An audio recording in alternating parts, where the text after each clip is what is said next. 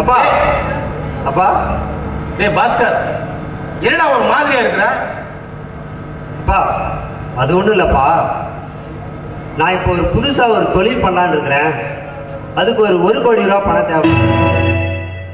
நானும் என் ஃப்ரெண்டும் சேர்ந்து இந்த தொழிலை பண்ணுறோம்.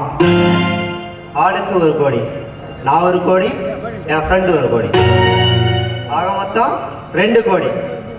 அடுத்த 6 மாசத்துல அப்படியே டபுளா சம்பாதிக்க போறோம். டேய் பாஸ்கர், 1க்கு 2 டபுள் ட்ரிபிள் கூட சம்பாதிக்கலாம். ஆனா அதுக்கெல்லாம் பணம் வேணுமாடா. அப்பா நம்ம மில்லு 2-3 வருஷமா ஓடல, இதுக்கு மேலேயும் அது ஓட போறது இல்லை. அதை வித்துட்டு நான் அந்த தொழிலை பண்றேனே. டேய், இது எல்லாம் நான் சம்பாதிச்ச சொத்துடா. உங்க பாட்ட சம்பாதிச்ச சொத்து பூரா உங்க பெரியப்பா அந்த சீனிவாச பெருமாள் ஏமாத்தி எழுதி வாங்கிக்கிட்டான். இந்த சொத்து பூரா நான் சுயமா சம்பாதிச்ச சொத்து.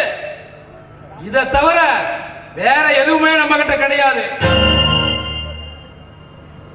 சரிப்பா, இப்ப நான் தெரியாம தான் கேட்கறேன். இப்ப நான் திடீர்னு செத்து போயிட்டேன். இப்ப இந்த சொத்தெல்லாம் யாருப்பா சாப்பிடுறது? டேய் பாஸ்கர், என்ன மிரட்டுறியா? பா மிரட்டலப்பா, நான் நிஜமாவே செத்து போயிடுவேன்.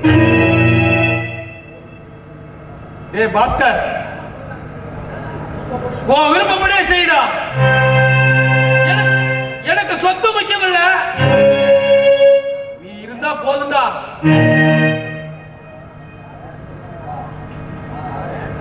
பா நீ ஃபீல் பண்ணாதப்பா, நான் யாரு?